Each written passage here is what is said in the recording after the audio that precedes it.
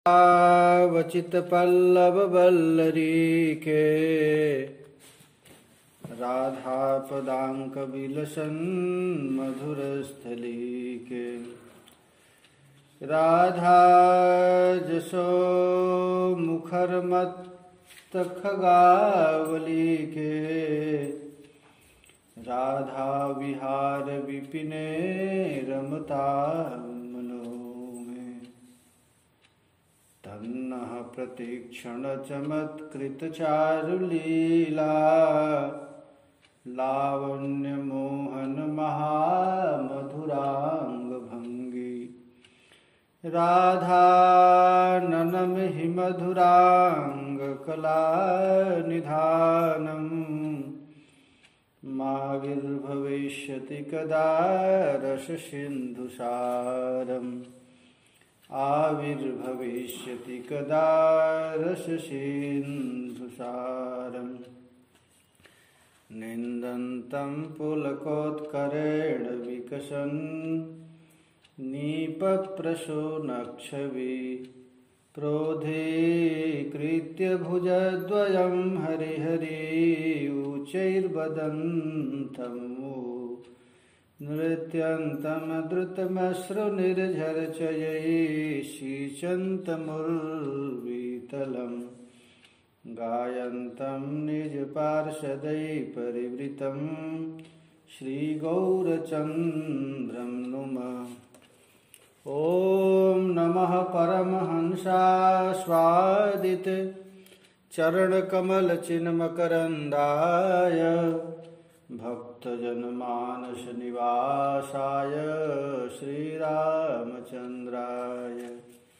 वागीशाजस्य वदने लक्ष्मीर्जस्य च वक्षसि यस्यास्ते हृदये संवित्तं नृसिंहमहं भजे।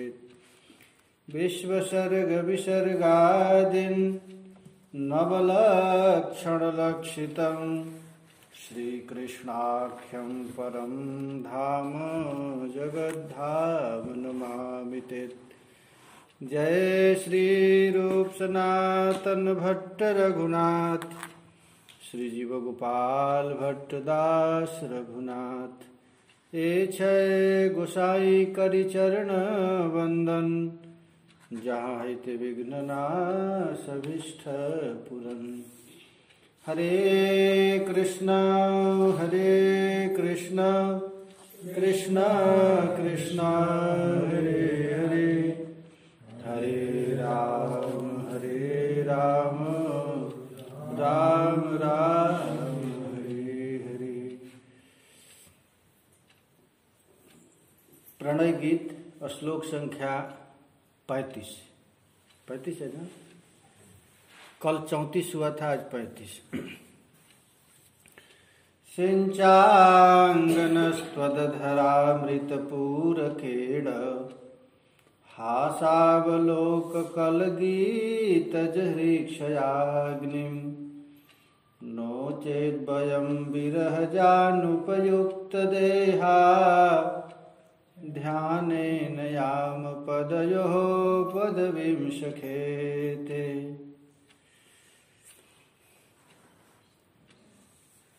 श्री कृष्ण के कहने पर ब्रज गोपियां एक प्रणय गीत के रूप में उत्तर दे रही हैं। कहती हैं, हे अंग, अतः अंग। कृष्ण को कहती है अंग। अंग माने प्रिय। जो अतिशय प्रिय होता है उसको अपना अंग कहते हैं। ये मेरा अंग। तो गोपियों का अंग कौन है? श्री कृष्ण। कहती हैं गोपी, हे प्राण वल्लभ, तुम्हारी मंद मंद मनोहर मुस्कान, प्रेम भरी चितवन और मुरली की मधुरतम तान से हमारे हृदय में तुम्हारे प्रेम और मिलन की आग को प्रज्वलित कर दिया।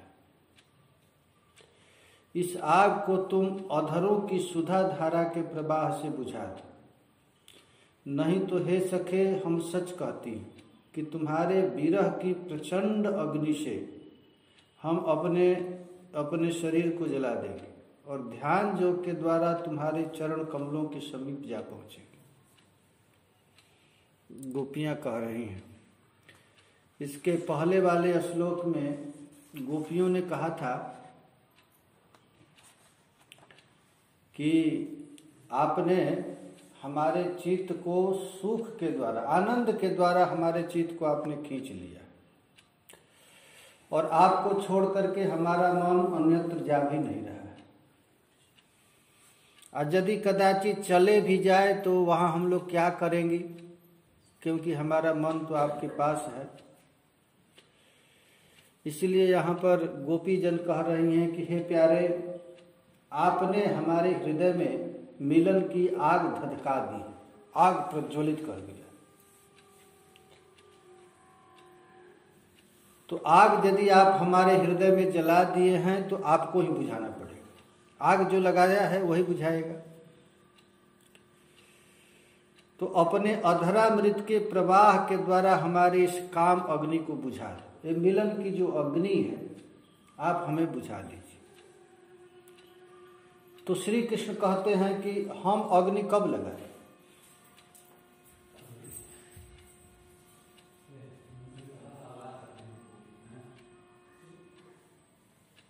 अग्नि कौन लगाया? गोपियां कहती हैं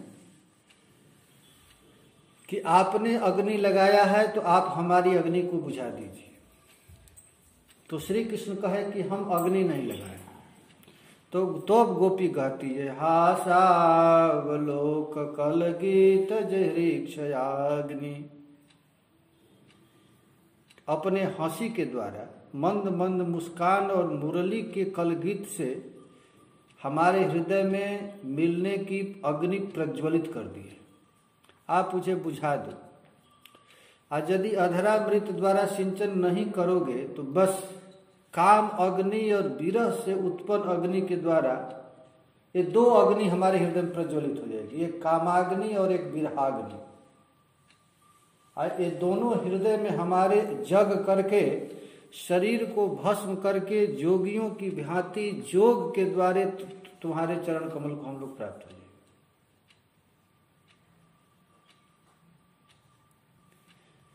सिंचांग नस्त्वधरा मृतपूर केड़ हासावलोक कलगीत जहरीक्षयाग्नि।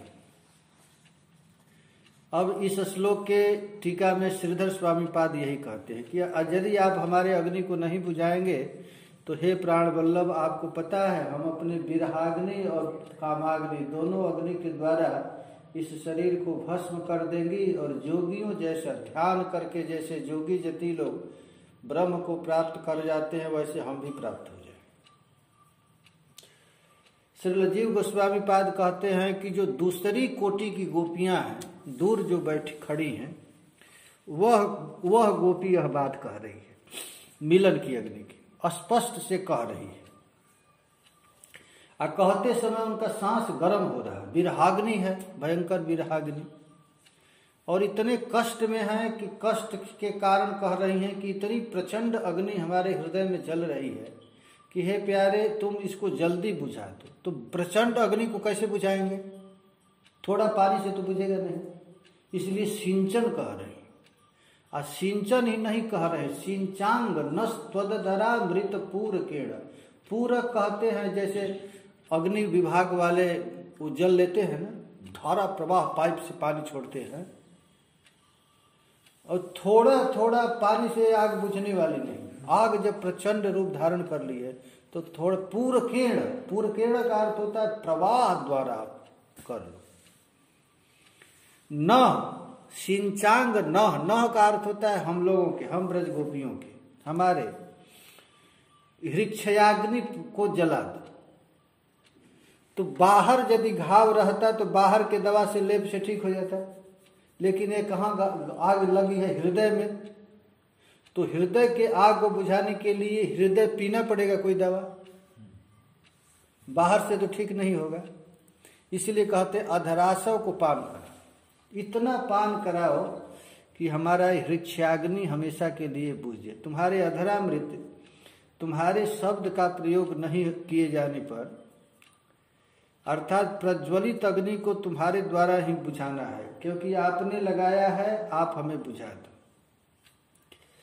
तो ठाकुर जी कहे कि कैसे मैं आग लगाया, तब उसी पर कहती हैं, हासावलोक कलगीत जयक्षयाग्नि।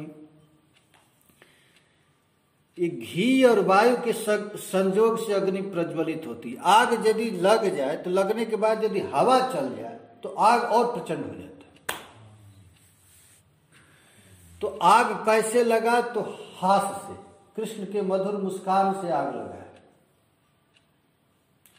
और हास करके फिर अवलोकन देख दिए, इसका मतलब उस पर घी डाल दिया। एक तो हंसने पर आग लग गई, और लगने के बाद फिर देख देने पर क्या हुआ, थोड़ा सा जो आग लगी थी उस पर घी गिर गया। और घी लगने के बाद एक तो आग लगा, उस पर घी गिरा, उसके बाद हवा चल दिया। हवा क्या है, मुरली ध्वनि, कलगीत। ये 3 कांड तुमने किया है, गोपियां कह रही। हासावलोक कलगीत जयक्षयाग्नि। श्री जीव गोस्वामी पाद कहते हैं कि आपने तुम्हारे हास्य अवलोकन रूप घी ईंधन और तुम्हारी मुरली की कलगान रूप अनुकूल प्रबल वायु के संयोग से हमारे हृदय में स्थित जो अग्नि है प्रज्वलित हो गई। अच्छा, काम ही कह सकती थी, लेकिन यहाँ हृतक्षय क्यों कही? हृत अर्थात हमारे हृदय में जो है, सबके हृदय में काम सोया रहता है, और उसको आपने जगाया है।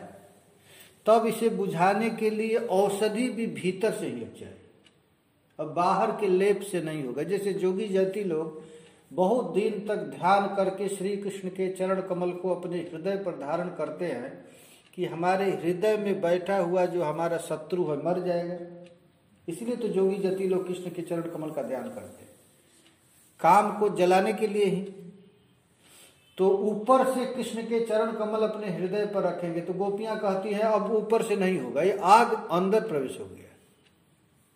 इस आग को अब भीतरी दवा चाहिए। भीतरी दवा क्या है, वो चरण कमल नहीं, अब अधरासव चाहिए। अधरासव से ही बिचेगा, केवल बाह्य लेपन से बुझने वाला नहीं है। इसीलिए कह रही है, सिंचांग नस्त्वधरा मृतपूर केण। अधरासव का पान कराओ किसी उपाय से। अब इसका उपाय नहीं, अब होगा नहीं। ब्रजरमणियों की यह इच्छा है। वेणु माधुर्य, तन माधुर्य, मधुपान, ये 3 माद से उन्मत्त हो गए। अरे लोकातीत श्री कृष्ण के उस रूप को देख करके ऐसी स्थिति हो गई है। यदि कृष्ण कहें कि तुम लोग जिस दुर्लभ अमृत की बात कर रही हो, ये मिलेगा कहाँ? अधरासव की तुम लोग चाह कर रही हो, तो ये अधरासव कहाँ प्राप्त होगा? कहाँ से लाएं इसको? ये तो बहुत कीमती चीज है, कहाँ से लाया जाए? तो गोपियां कहती हैं ये बिल्कुल कीमती नहीं है, ये तुम्हारे पास दोनों रहता, बुझाना और उसको बुझाना दोनों तुम्हारे पास है। आग लगाना और बुझाना ये तुम्हारे पास ही है। जिस मधुर मधुर मुस्कान से हमारे हृदय में आग लगी है, उसी अधरासव से बुझेगी। अहो, अन्य किसी अमृत से अग्नि शांत नहीं होगी। तुम्हारे अधर से संबंधित अमृत की ही आवश्यकता है। जिस प्रकार यह कामाग्नि जिस प्रकार से धधक रही है, उसे ऐसे अमृत के प्रवाह के द्वारा ही सिंचन करना होगा। तो ठाकुर जी कहे कि यहाँ करोड़ों करोड़ों गोपियां हैं। कितना गोपी थी? 100 करोड़ गोपी थी। 100 करोड़, 7 कोटि गोपी न है काम निर्वापन। 100 करोड़ गोपियां हैं। तो भगवान कहे कि इतना अमृत मैं कहाँ से ले आऊं? और उस पर से तुम लोगों की महान तृष्णा है, इस तृष्णा को कैसे शांत किया जाएगा? चलो आग लगी है तो कोई बात नहीं, आग को मैं बुझा देता हूँ। जमुना जी में एक बार डुबकी लगा लो। जमुना जी डुबकी लगने पर आग बुझ, तो कैसे जमुना जी से, उस जमुना के जल से बुझने वाली नहीं, और बल्कि प्रज्वलित हो जाएगी, बढ़ जाएगी। इसलिए जिस अमृत की बात कही जाएगी, उस अमृत भी अत्यधिक वैशिष्ट सूचित होगा। ये केवल कृष्ण के पास ही। अच्छा, तुम लोगों ने जो कहा है कि ध्यान के द्वारा शीघ्र ही चरणों के निकट पहुंच जाएंगे, इसके द्वारा तो तुम्हारा देह त्याग ही सूचित होगा। ध्यान के द्वारा यदि तुम लोग हमारे पास पहुंचोगी तब तो इससे अच्छा है मरना ही चाहती है विरह के अग्नि में। तो कहती है श्याम सुंदर, दूसरों की भांति क्या यह अनुरागहीन है जो देह त्याग के साधन बाह्य अग्नि आदि की ढूंढती फिरे। अरे विरह अग्नि हमारे भीतर से स्वतः प्रकट हुई है, यही अभिप्राय है जो श्रीधर स्वामी पाद ने कहे हैं कि जो भीतर से जो अग्नि, कहीं बाहर से अग्नि नहीं आई है कि बाहर के जल से बुझेगी। ये बाहर से तो अग्नि लगी नहीं है, अग्नि लगी है हृदय से, और वो भी अग्नि लगाने वाले तुम हो, तो ये तुमसे ही ये बुझेगा। अर्थात देह त्याग की आशंका मत करो, देह त्याग से नहीं मिलन सुख मिलने से ही यह अग्नि शांत होगी। इसीलिए यहाँ पर गोपियों ने श्री कृष्ण गोपियों को सुमध्यमा कहा है कि हे सखे, तुम्हारे चरण कमल की प्राप्ति की आशा में यह सद्गुण संपन्न देह भी त्याज नहीं है, इसको हम लोग त्याग नहीं करेंगे, किंतु इस देह का त्याग करने पर भी तुम त्याज नहीं। यदि हम लोग इस शरीर को त्याग भी कर दे तो त्याग करने से क्या होगा? तुम तो त्यागने जोग नहीं, मर कर भी तुमको ही हम लोग प्राप्त करेंगे। हमारी तो यही अभिलाषा है। श्रीधर स्वामी पाद कहते हैं, अब इस श्लोक की टीका में चक्रवर्ती पाद जी कहते हैं, श्री कृष्ण ने विचार किया हो मिलन के समय से अतिरिक्त अन्य समय में भी जिस समस्त ब्रज सुंदरियों की निर्वस्त्र देखने की इच्छा थी। गोप श्याम सुंदर कहते हैं जैसे कुमारी स्त्रियां कात्यायनी मैया की पूजा की और पूजा करते समय मैंने वस्त्र हरण किया था, लेकिन वस्त्र तो हरण कर लिया, लेकिन इनके हृदय में हमारे प्रति कितना प्रेम है इसको तो मैं जान नहीं पाया। तो श्री कृष्ण के मन में ये इच्छा जगी कि इनकी हृदय में हमारे प्रति कितना प्रेम है, तो इसको जानने के लिए ही श्री कृष्ण ने यह बात कही थी। मैंने गोपियों के काय मय बंसी वादन से उन्मादित कर इस वन में बुलाया है और अपने वचनों के विलास कौशल से उन्हें सुविह्वला कर दिया है। ये चक्रवर्ती पाद जी कह रहे हैं, जैसे ब्रज कुमारियां कात्यायनी मैया का व्रत करके मुझको प्राप्त करने की इच्छा की थी, ठीक वही बात यहाँ पर हो गया है। यहाँ तक कि जिसका अवलंबन करके उन्होंने लज्जा, विवेक, धर्म, धैर्य आदि सब कुछ छोड़ दी और उनके चित्त का मैं अपहरण कर लिया। आए वाम भाव के द्वारा आवृत जो होती हैं वे ठीक उन्मत्त हो दक्षिण भाव में आ गई। और कैसा आश्चर्य है! अब श्री कृष्ण के मन में ये आया कि हम गोपियों से ये अब देखना चाहते हूँ कि इनकी हृदय में हमारे प्रति कैसा प्रेम है। इसी बात के लिए गोपियां सिंचांग नस्त्वधरा मृतपूर केड़। चक्रवर्ती पाद जी कहते हैं कि हृदय के बात को जानना चाहते हैं, इसलिए यहाँ गोपियां बता रही, सब खोल दे, हम लोग क्या चाहती है तुमसे। श्री कृष्ण की कामना, हे अंग, हे प्रियतम, तुम्हारे सहास, अवलोकन और मोहन मुरली गीत से हमारे हृदय में जो काम प्रदीप्त हुई है उसे तुम अपने ही अधरामृत के प्रभाव से सिंचन से बुझा दो। ऐसा होने पर ही जान बुझ करके आग लगाने वाला जो तुम्हारा दोष है, पाप है, वह दूर हो जाएगा।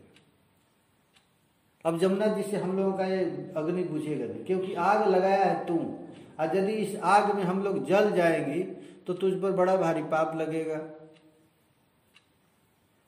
तो इसलिए तुम यदि इस पाप से बचना चाहते हो तो सिंचांगन स्वधरावृत पूर केड़। इस श्लोक में काम शब्द का प्रयोग न करके हृच्छय शब्द का प्रयोग किया गया है। हृच्छय का अर्थ होता है हृदय में शयन करने वाले।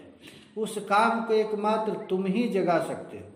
ये गोपियां कह रही हैं कि प्यारे, इस संसार में किसी में इतनी ताकत नहीं कि हमारे हृदय में मिलने की आग धधका दे।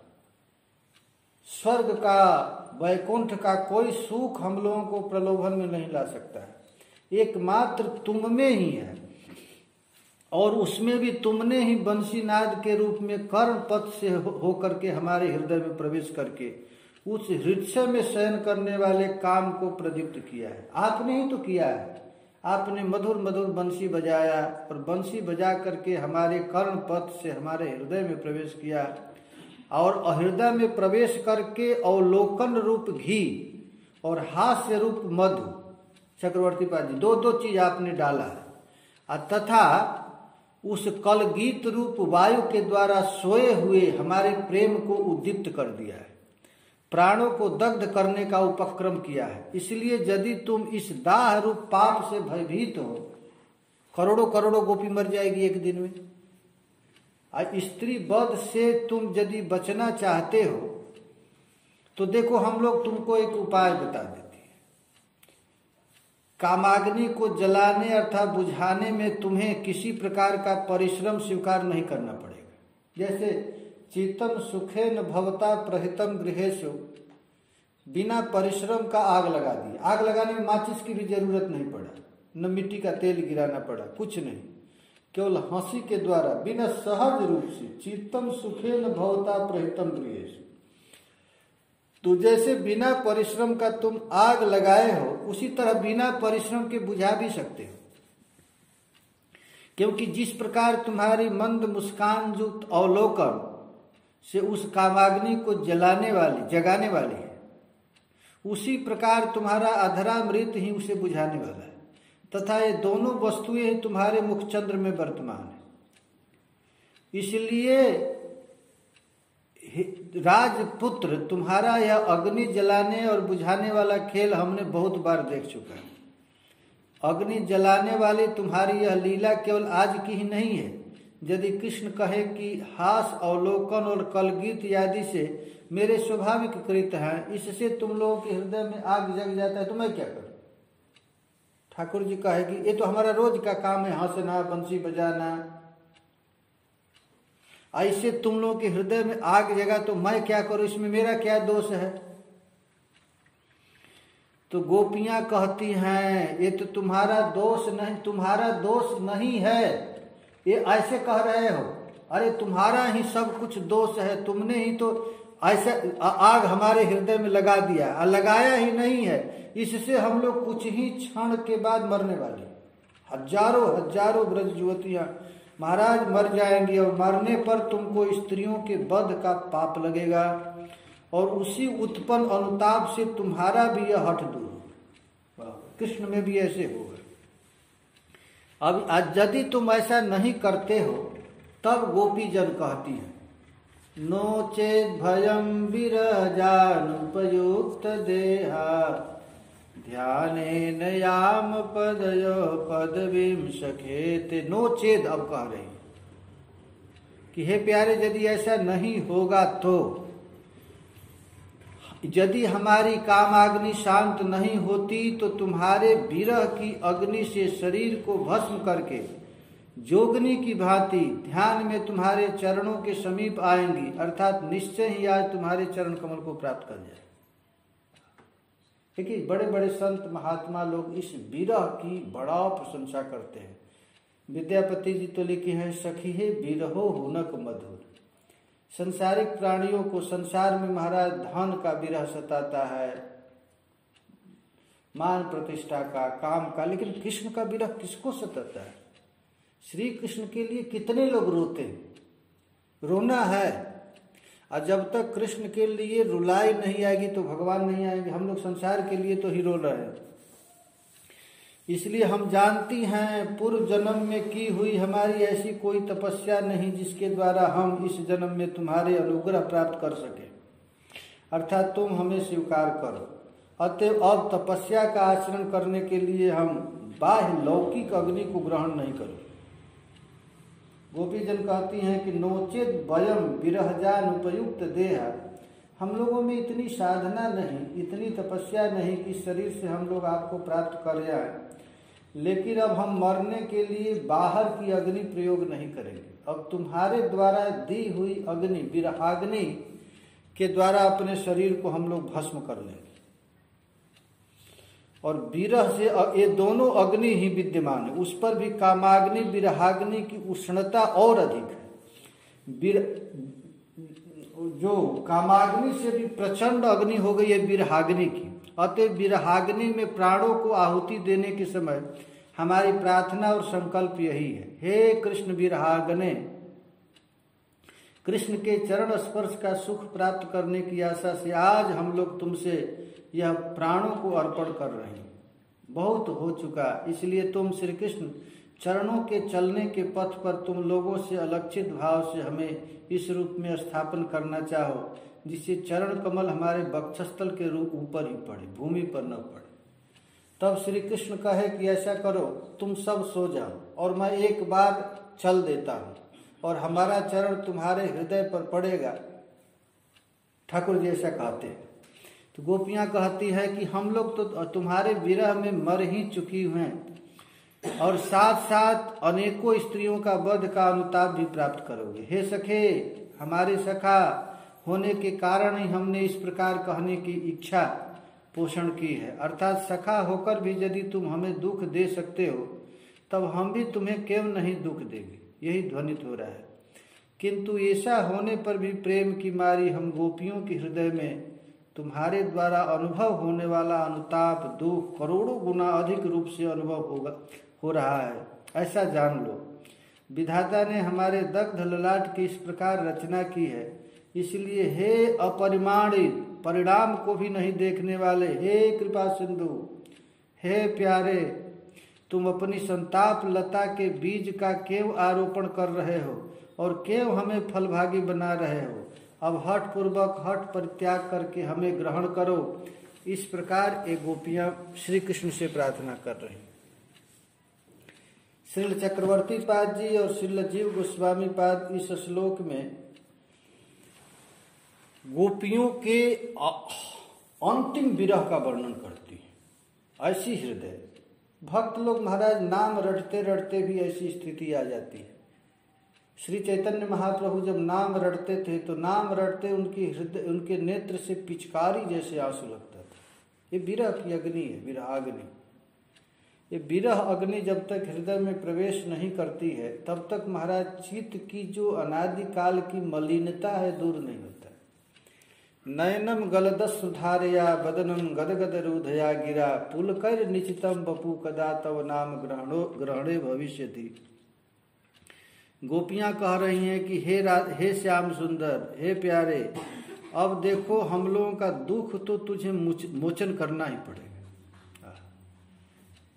ब्रज गोपी लोग कह रहे हैं, सुंदर श्याम कमल दल लोचन दुख मोचन ब्रजराज किशोर, देखो तुम्हें निरंतर ही मंदिर में है मेरे चित चोर। एक गोपी कहती है, हृदय अब हमारे हृदय में केवल तुमको ही देखो, तुम्हारे अतिरिक्त और कोई न दिखे। तुम्हारे लिए ही हम लोग ये सब कुछ की हैं। क्या की हैं गोपियां? देखिए, विरहाग्नि ऐसे प्रकट नहीं होती है। ये कृष्ण के लिए विरह प्राप्त करने के लिए गोपियों ने क्या किया है? लोकमान कुल मर्यादा के शैल सभी कर चकनाचूर, रखूं तुम्हें समीप सदा मैं करूं न पलक तनिक भर दूर। जितना लोक मान है, प्रशंसा है, महाराज सबको गोपी फेंक दी है, चकनाचूर कर दी है। श्याम सुंदर को एक क्षण के लिए भी विरह को पसंद नहीं करती है। फिर भी यदि कृष्ण नहीं, हम जानती हैं तो हमको नहीं मिल पाओगे, क्योंकि हम लोगों में इतना सौभाग्य नहीं है कि शरीर से तुझको मिले। पर मैं अति गवार ग्वालिनी, गुण रहित कलंकी सदा कुरु, तुम नागर गुण यागर अतिशय कुलभूषण सौंदर्य स्वरूप। हम गंवार हैं, ग्वालिनी हैं, गुण रहित हैं, कलंकी हैं, कुरूप हैं, तुम्हारे योग्य नहीं है। लेकिन हे प्यारे, तुम तो कुल के भूषण हो, गुण के आगर हो, नागर हो। मैं रस ज्ञान रहित रस वर्जित, तुम रस निपुण रसिक सिरताज, इतने पर भी दया सिंधु तुम मेरे उर में रहे विराज। ये कितनी आश्चर्य की बात है कि हे प्यारे, सब कुछ छोड़ करके तुम्हारे पास आई। हम जानते हैं तुम्हारे योग्य नहीं, फिर भी हे जीवन धन, हे जीवन स्वरूप, मैंने देख लिया इस संसार में तुम्हारे अतिरिक्त हमारा कोई नहीं है। अपने दोनों हाथ को उठाया, अपने नेत्र फाड़ करके पूरे संसार की ओर अवलोकन किया, लेकिन कोई हमारा है नहीं, जितने हैं सब पराये हैं। देख लिया त्रिभुवन में बिना तुम्हारे और कौन मेरा, कौन पूछता है राधा का, किसको राधा ने हेरा। प्यारे, मैं केवल तुमसे ही, जैसे कनक लता तमाल में लिपटी रहती है, ठीक उसी तरह मैं हमेशा लिपटी रहूं। एक क्षण के लिए तुम्हारे विरह को मैं सहन न करूं। पद पंकज पराग की मैं नित अनिल बनी रहूं नंदलाल, लिपटी रहूं सदा तुमसे मैं कनक लता जेव तरुण तमाल। हे प्यारे, अब हमारी स्थिति ऐसी ही बन गई है कि तुम किसी भी तरह हमारे मन को, हमारे हृदय को तुम अपने शरण में रख लो। आपके अतिरिक्त अब हम कहीं जा नहीं सकती हैं, और यदि कहोगे जाने के लिए तो समझ जाओ, नोचित वयम विरह जान उपयुक्त देरा, ध्यानेन याम पदयो पदवीम सखेते। हम ध्यान के द्वारा तुम्हारे उस वस्तु को प्राप्त कर ले, अर्थात शरीर को छोड़ देंगे।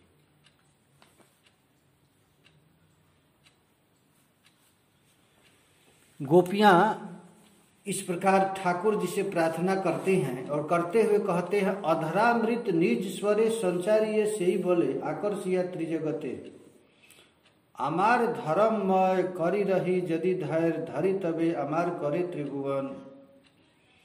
प्यारे, हमारा देखो, तुम्हारे लिए हमारे हृदय में कितनी बड़ी चाह। देखो, तनु मन करे छो बढ़ाए सुरत लो, हर शोकाद भाव विनाश। तुमको प्राप्त करने के लिए हमारे हृदय में कितनी प्रचंड अग्नि प्रज्वलित हो गई है, इसको आप शांत कर। एक विरह की विषय है। आए विरह साधारण भक्तों के हृदय में प्रकट नहीं होता। विरह ये तो कृपा साध्य है महाराज। आइए कैसे होगा? तो जब नाम रटते रटते चित्त शुद्ध हो जाता है। चित्त शुद्ध होने के बाद ही ऐसी स्थिति आ जाती है, पागल हो जाएगा। यह अवसर बार बार नहीं मिलेगा। हे मन, बार बार किशोरी जी से यही प्रार्थना कि हे प्रिया जी, हे किशोरी जी, कृपा करो, ऐसा कृपा करो कि हमारा मन केवल आपके लिए ही ललचे, आपको छोड़कर हमारा मन कहीं जाए ही नहीं। ऐसी स्थिति कब आएगी? ये सब जब महाराज कभी आता नहीं तो ये गोपियां नित्य निरंतर, गोपियों का स्वरूप क्या है? हमेशा उनके आंख का आंसू कभी सूखता ही नहीं। सदा रहत पावस ऋतु हम पर जबते श्याम सुधारे। जब से प्यारे श्याम सुंदर गए हैं तब से विरहानल हृदय में जमी हुई है। ये विरह बार बार महाराज, ये विरह सताता रहता है। यही है गोपियों का प्रेम। ये गोपी प्रेम आता कैसे है? ये केवल इस युग में यदि गोपी प्रेम लाना है, उसके लिए श्री चैतन्य महाप्रभु ने बड़ा सुंदर उपाय बताया। नाम रटना और अपने आप को छोटा होना, बस। तृणादपि सुनिचेन तरोरीव सहिष्णुना अमानिना मान देनम कीर्तनीय सदा हरि। बार बार नाम रटना, और नाम रटने से क्या होगा? तो चित्त की मलिनता दूर होगी, और चित्त की जब मलिनता दूर होगी तो महाराज चित्त में कृष्ण प्रेम की आग धधकेगी। तब आएगा ये सिंचांग नस्त्वधरा मृतपूर केड़ हासावलोक कल गीत जहृक्षयाग्नि। अच्छा, श्री कृष्ण की बंसी नित्य बज रही है, आज भी बज रही है वृंदावन में। वृंदावन में बंसी बज रही है ना, मधुर मधुर बंसी बाजे यही वृंदावन। आज भी वृंदावन में बंसी बज रही है। लेकिन महाराज ये बंसी कब सुनाई देगी? जब चित्त में प्रेम प्रकट होगा। और प्रेम प्रकट कब होगा? तो रे नाम रटने से। नाम रटते रटते महाराज ऐसा होगा जब किंकिनी धुनि कान परीरी। एक महात्मा महाराज वृंदावन में भजन कर रहा था, तो भजन करते करते प्रिया जी के कमर की किंकिनी सुनाई दी। लख ललचाए लखन सो लालन हंसिया बात कहीरी। ये कृष्ण की रूप माधुरी को देख करके मानहु मान महा महादल दुंदवी शान चली री।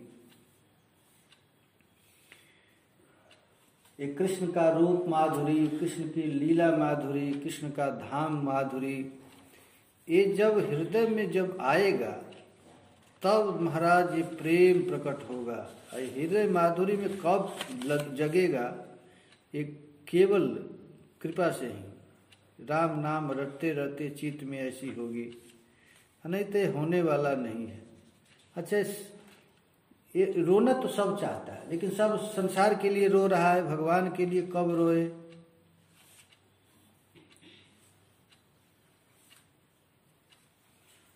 ऐसी स्थिति आएगी। हरे कृष्णा कृष्ण कृष्णा हरे हरे, हरे राम राम राम हरे हरे, हरे कृष्णा कृष्ण कृष्णा हरे हरे, हरे राम राम राम हरे हरे। ये भगवान का चरण कमल इतना कीमती है, साधारण नहीं है। जिस चरण कमल की याचना ब्रज सुंदरियां करती हैं, उस चरण कमल को प्राप्त करने के लिए बड़े बड़े जोगी जति लोग तपस्या करते हैं। लक्ष्मी महाराज वैकुंठ की अधिष्ठात्री देवी है, जिसको भगवान श्री कृष्ण ने अपने हृदय पर स्थान दिया है। वह लक्ष्मी भी चाहती है हमें श्री कृष्ण का चरण कमल मिले। वह भी तपस्या कर रही है कि हमको चरण कमल मिले। वो जब मिलेगा, ये वृंदावन वासियों को स्वाभाविक रूप से प्राप्त है ना कृष्ण का चरण रज। ये जितना रज है कृष्ण प्रियालाल का चरण रज ही, लेकिन चित्त शुद्ध नहीं होने के कारण इसमें अनुराग नहीं है। जिसका चित्त शुद्ध हो जाएगा तो यह इसी रज में लौटते रहेंगे, रज से बाहर जाने की इच्छा ही नहीं करेगी। देखिए, रज में इतनी ताकत है कि वैकुंठ की अधिष्ठात्री देवी लक्ष्मी वैकुंठ की संपदा को छोड़ करके ये वृंदावन में लौट रही है, हमेशा लौट रही है। चरण रज प्राप्त हो गया और चाहती है कि हम ब्रज को छोड़ करके कहीं अन्यत्र न जाओ। अच्छा, जो वृंदावन में रह रहे हैं और वृंदावन में इस भाव से रह रहे हैं, तो उनको वैकुंठ मिलना नहीं, गोलोक को मिल गया उसको। ये भाव की ही तो महिमा है। ऐसी स्थिति आ जाए कि ओ मुझे ब्रज रज मिल गया, ये रज मिल गया। इस वृंदावन का सबसे बड़ी कीमती वस्तु है रज। रज से बढ़कर कुछ भी नहीं है। एक कवि था, बड़ा सुंदर कविता करता था, बहुत सुंदर कवि। उसकी कविता सुन करके सब लोग झूमने लग जाते थे। तो राजा को जब पता चला कि ये कविता करता है, तो उसके राजा ने उसको बुलाया अपने पास। तो अपने एक वेश्या के साथ वहां, वो राजा कहा कि तुम गाओ कुछ। तो कहा कि महाराज कुछ नहीं गाए। तो लोग कहे कि जब ये स्त्री कहेगी गाने के लिए तब गाए, ऐसे नहीं गाए।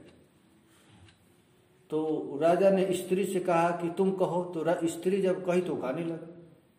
और जब गाया तो इतना सुंदर गाया कि राजा इतना प्रसन्न हो गया। प्रसन्न के साथ साथ इतना दुखी हो गया कि हमारे कहने से गाया नहीं और स्त्री के कहने से गाया। उसको इतना दुख लगा, कहा कि इसको हमारे राज से निष्कासित कर। तो उसके स्त्री से अलग कर दो। राजा का आदेश, स्त्री को अलग कर दिया, उसको राज से निष्कासित कर दिया। तो वो आ गया वृंदावन, और वृंदावन में आकर के उसका जो प्रेम स्त्री के प्रति था, वृंदावन में आकर के कृष्ण के प्रति हो गया। प्रेम तो है ही, अब कहीं छूटेगा तो कहीं पकड़ेगा। कन्वर्ट उधर से जो प्रेम छूटा वो आ गया वृंदावन। वृंदावन में महाराज इतना प्रियालाल के दिव्य महिमा का गान करने लगा। तो एक दिन राजा आया और राजा देखा कि जिसको मैं निष्कासित किया हूं वही यहाँ का सिद्ध महात्मा बन गया है। प्रियालाल की दिव्य भजन गा गा करके इतना उन्मत्त हो गया है। तो राजा प्रसन्न होकर के कहा कि मुझको यहाँ की सबसे कीमती वस्तु दो, ब्रज में जो सबसे कीमती वस्तु है उसको दे दो। तो महाराज खुश हो गया कि राजा हमसे कीमती वस्तु मांग रहा है, और उठाकर एक मुट्ठी धूल उसके मुंह पर मार कि इससे बड़ा कीमती ब्रज में कुछ है नहीं, ब्रजरज से बढ़कर क्या है। महाराज उसके मुंह पर राजा को लगा। तो राजा ने कहा कि अरे इतना भारी मेरी अपमान किया, हमारे मुंह पर मिट्टी फेंक दिया। आदेश दिया राजा कि इसको प्राण दंड दिया जाए, इसको मार दिया जाए। तो फांसी मारने से पहले पूछा जाता है कि तुम्हारी क्या इच्छा है। तो उससे पूछा गया है तुम्हारी क्या इच्छा है। तो कहा कि महाराज यदि हमको मारना ही है तो हमारी एक इच्छा है कि हमारे शरीर को घोड़ा के पैर में बांध दिया जाए और पूरे 84 कोस में रगड़ रगड़ करके इस मिट्टी को, इस हमारे देह को रज में मिला दिया। हमारी यही इच्छा है। राजा पूछा ऐसा क्यों। तो कहा कि महाराज आपको पता नहीं, जो मैं आपके मुंह पर ऐसे मारा हूं इससे बढ़कर भगवान भी नहीं है, रज से बढ़कर कोई नहीं। वृंदावन के प्रत्येक रज में महाराज प्रियालाल की दिव्य लीला हो रही है, ऐसी कीमती वस्तु। तो महाराज ये राजा प्रभावित हो गया इस रज की महिमा, इतनी कीमती, इसको कौन समझ सकता है। तो जिसका चित्त शुद्ध हो गया, अर्थात जिस पर वृंदावन कृपा नहीं करेगा महाराज, तब तक ये कृपा प्राप्त नहीं होगी। ये रज कितनी महिमाशाली है, महिमा है। बस महात्मा लोग तो पड़े रहते हैं, धूल धूसरित शरीर ही कृष्ण का अच्छा लगता है। कृष्ण का खूब सुंदर स्नान करो, बड़ा अंग राग लगाओ, तेल उबटन लगाओ, वो अच्छा नहीं लगता है। कृष्ण का सबसे सुंदर रूप कौन सा है? धूल धूसरित अंग, धूल धूसरित तनु। श्री कृष्ण का सबसे सुंदर रूप यही है। श्री कृष्ण हैं और उनके अंग पर ब्रजरज लगा हुआ है। तो महाराज ये श्री कृष्ण जब द्वारिका में चले गए तो द्वारिका में जाकर पूजा कर ब्रजरज थोड़ा सा मिट्टी ले गए थे, रज ले गए थे, और दिव्य सिंहासन पर ये ब्रजरज को रखते थे और उसी की आरती पूजा करते थे, रज की, ब्रजरज की। तो ये इतनी कीमती वस्तु है ये रज रानी, क्योंकि इस रज में महाराज गोपियां, जो करोड़ों गोपियां हैं, रोज लूटती रहती थी। ये श्री कृष्ण लौट, ये वृंदावन की यही महिमा है कि इसमें श्री कृष्ण कभी जूता चप्पल नहीं पहने, नंगे पैर चलते रहे। एक महात्मा कहते थे कि वृंदावन में पैर से नहीं चलना चाहिए।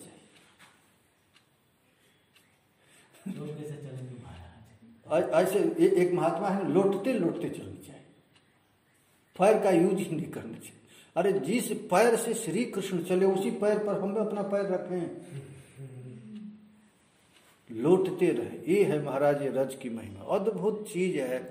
क्योंकि ये ब्रज गोपियों का रज लगा हुआ है, इसीलिए ब्रह्मा जी का है आशा, ब्रह्मा जी का है, उद्धव जी का है आशा महो चरण रेणु जुषाम श्याम वृंदावने किमपि गोलमलतौषधीराम जादुस्त्यजाम स्वजनयार्य पथम च हेत्वा भेजुर्मुकुंद पदवीं श्रुतिभिर्विज्ञात। मुकुंद पदवी, ये रज क्या है? मुकुंद पदवी है।